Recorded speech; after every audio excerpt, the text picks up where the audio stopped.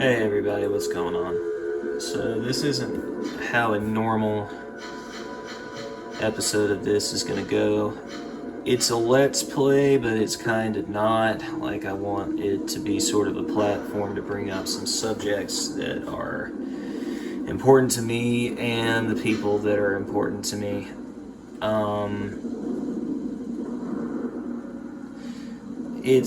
I guess, so in that way, I guess you could call it a fucking video journal or something, you know, that self-aggrandizing, I don't know. Usually, though, there's going to be a couch buddy while I play this. And I'm structuring the episodes by the conquest mode in this game, which follows young Shujinko as he grows into old Shujinko, and you see the Mortal Kombat universe develop and expand around him. Mortal Kombat 1 coming out sort of gave me this idea,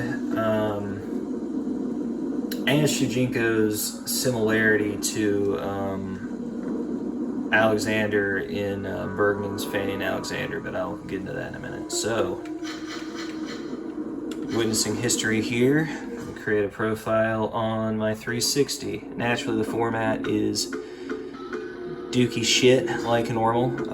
I would have it no other way, and given my $5 budget, you know, that's how it's going to be. It's through my iPhone. I didn't buy any software, so what will I name myself? I think we all know. Okay.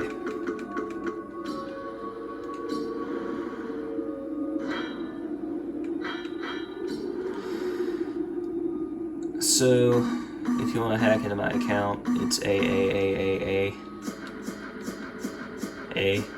and A.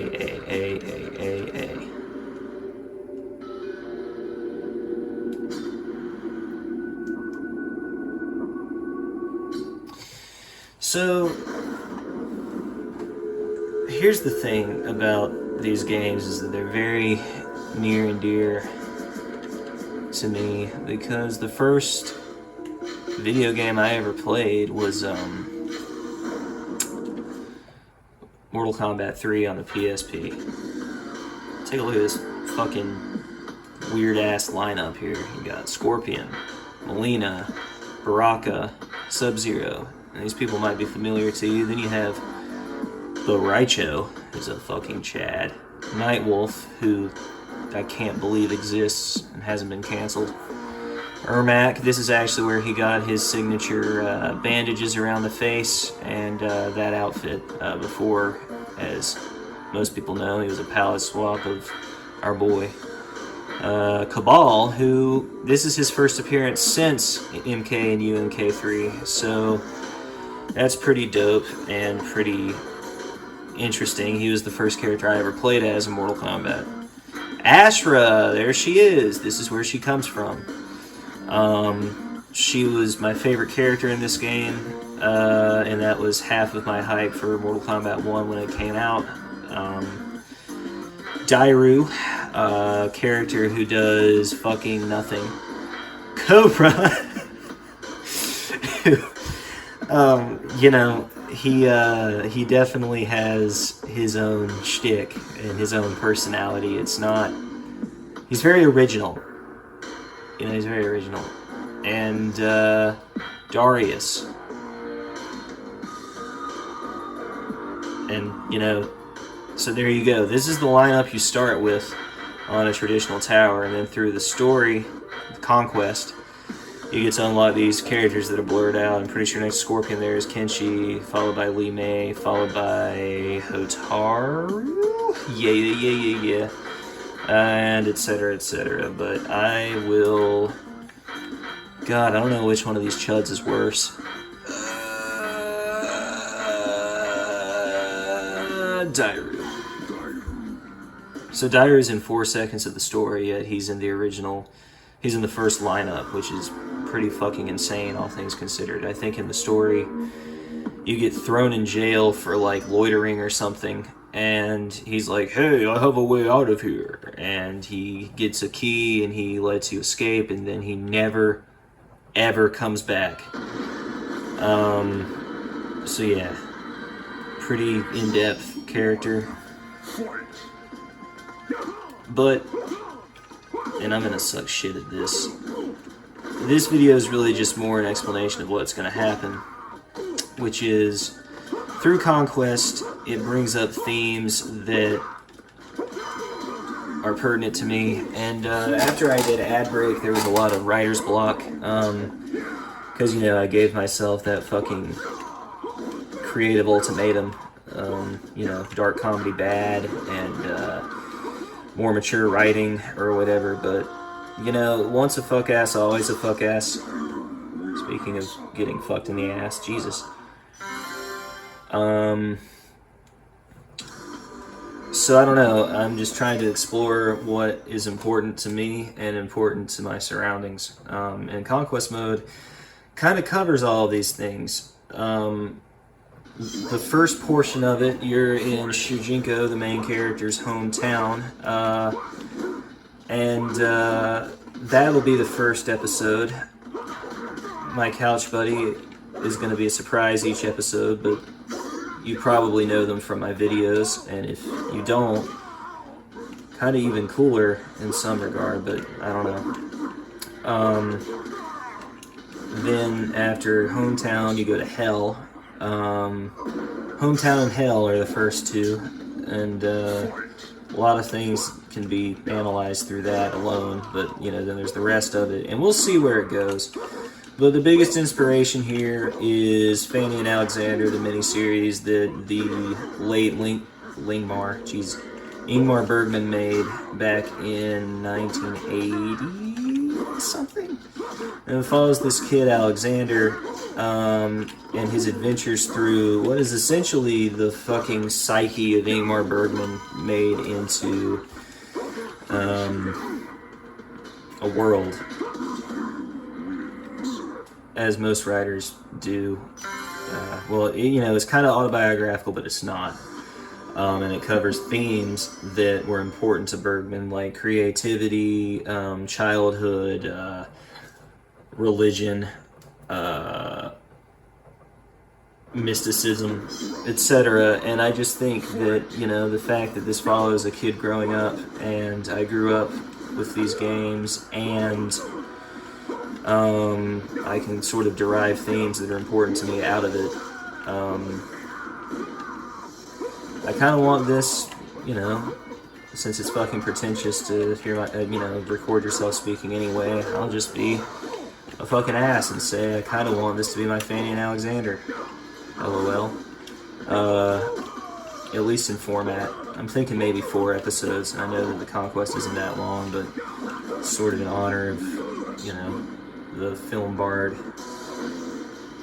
So he farts and vomits, and sure, you know what? Y'all are here. Let's talk about black comedy for a minute, shall we? So, is it immature?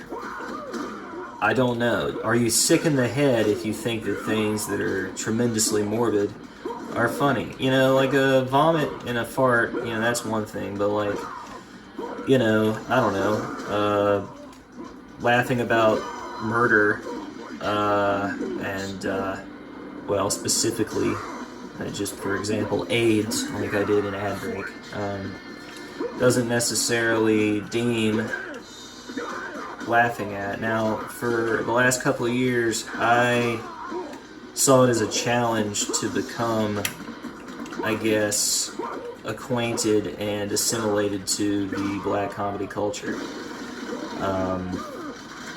And so I went from, you know, like the early 2000s stuff era, like Little Miss Sunshine and things like that. Citizen Kane of black comedy, the Kubrick Lolita. Nothing like the book, mind you. It actually takes a very negative stance against pedophilia while also being completely hilarious. And then, you know, I just got darker and darker with, you know, the films of Todd Solondz and, you know, who's the other guy?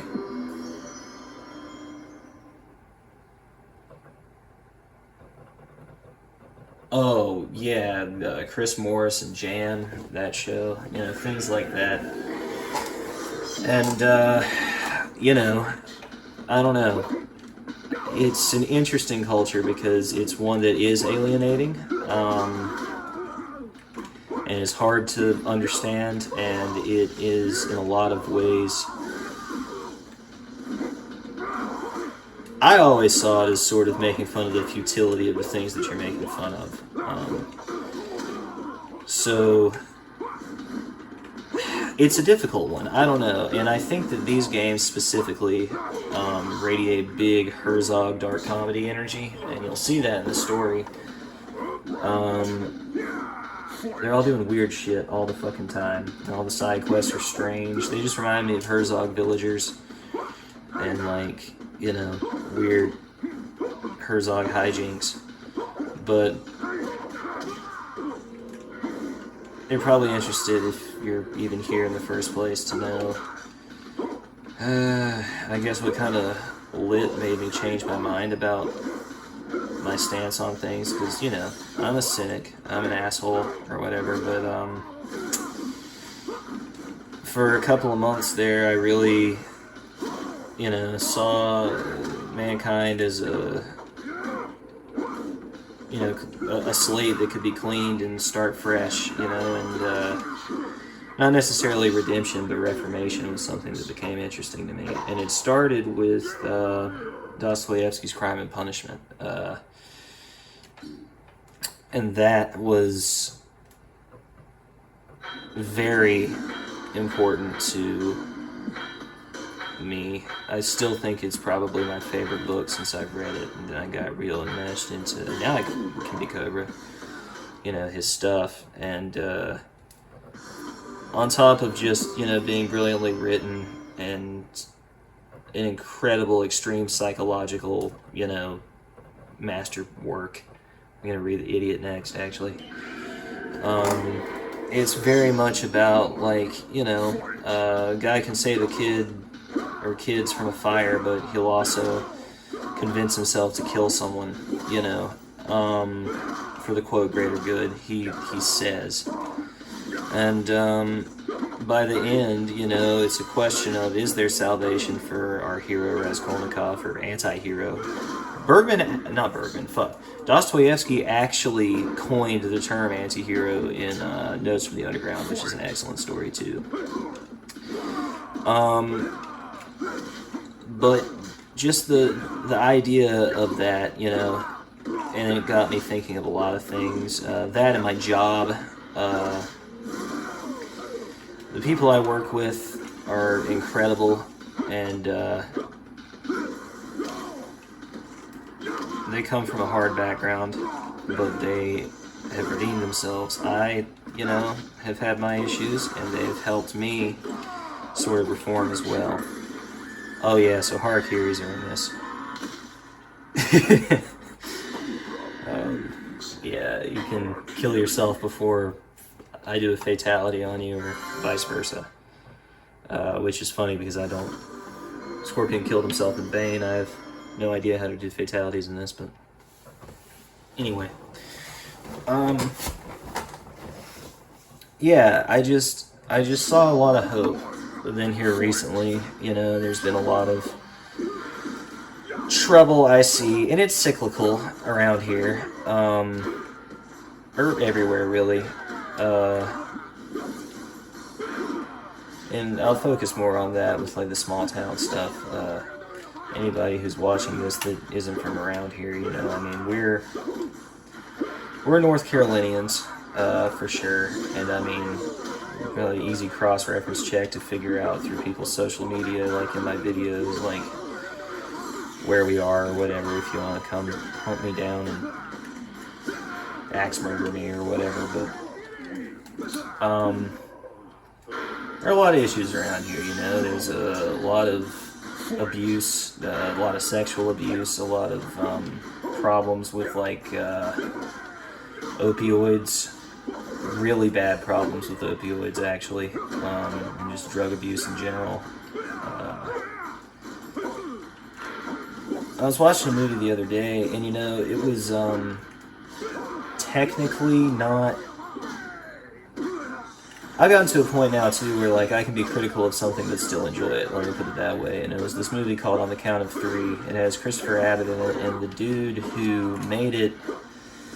Oh, fuck, I forget his name right now, but he's the main guy, and they're both two suicidal people in a small town that's very similar to ours. And they're about the age of a lot of people that I've gotten to know lately who sort of stayed here, you know, and they have a lot of the same issues.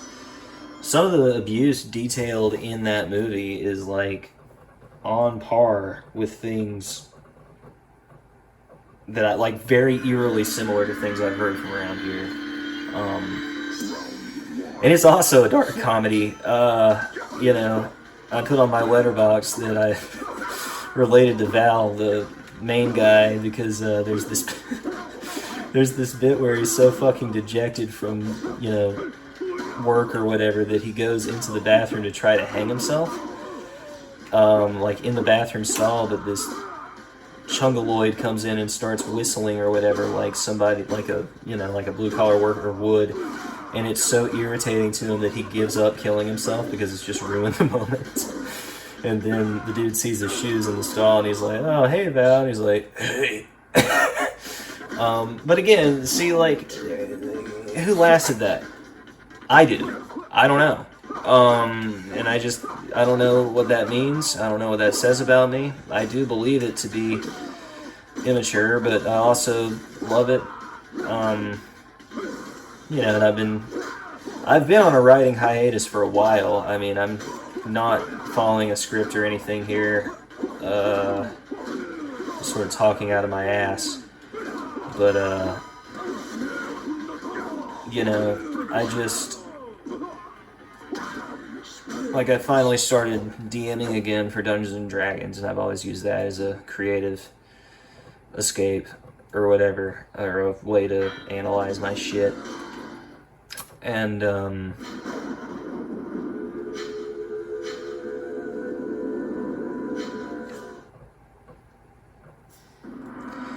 even in that, I'm having trouble finding a balance. And yet, it really, like, I'm proud of what I've done. We did a session 0 the other day. It's just difficult to gauge that balance. And, you know, I like to believe that I'm pretty good at that, but also, I mean, what is being good at, you know, poking fun at things in a mean-spirited way? I couldn't tell you.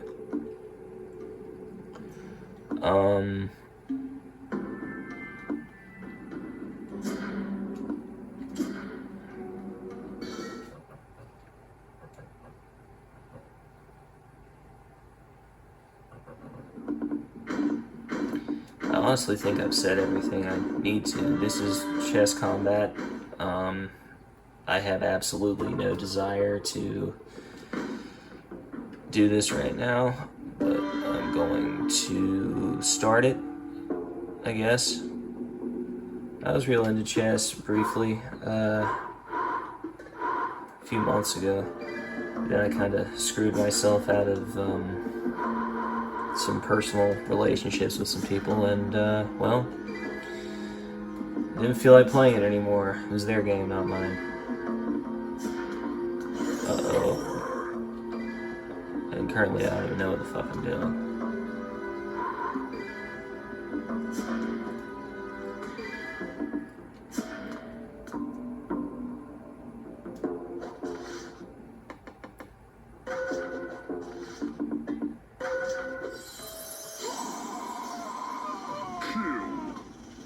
Damn. Saying this, because you've gotten this far, I'm gonna give you guys a little bit of a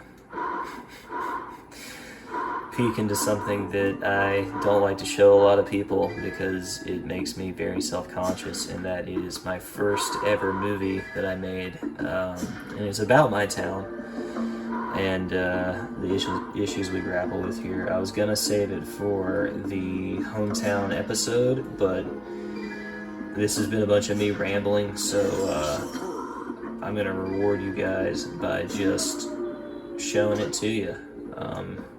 Without further ado, this is a small portion of Going Home, an opus by Grant Perry.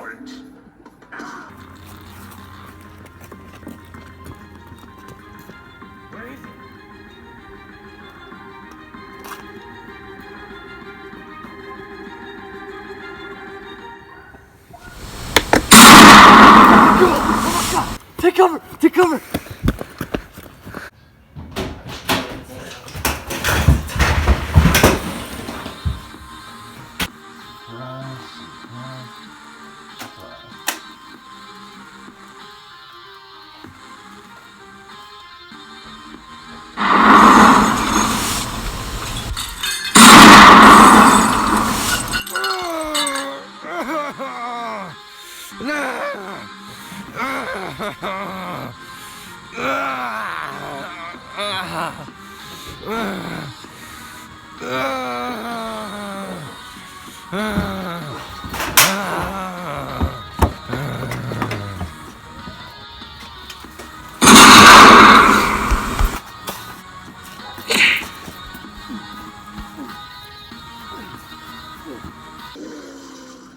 I hope you guys enjoyed that.